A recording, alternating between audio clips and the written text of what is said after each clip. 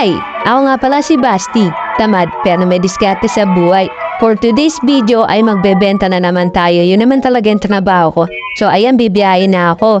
Ang mamitap ko nga pala ay Unisan, katabi lang siya ng Lianas, Calamba.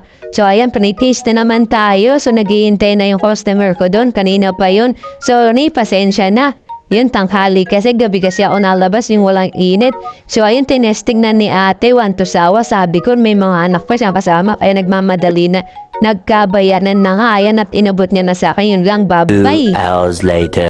Hi! Ako nga pala si Basti. Tamad pero may diskarte sa buhay. So ayun, for today's video, kanina lang nagbita tayo ng Itrias. Ngayon naman ay papunta ako ng BK o Bagong Kalsada papuntang Los Baños. So ayan yung rider ko, napaka-pogi niya, no? Macho na, macho pa. So joke lang, ayun ang peon bilis. Tapos ayan na nga yung unit, dala-dala ko.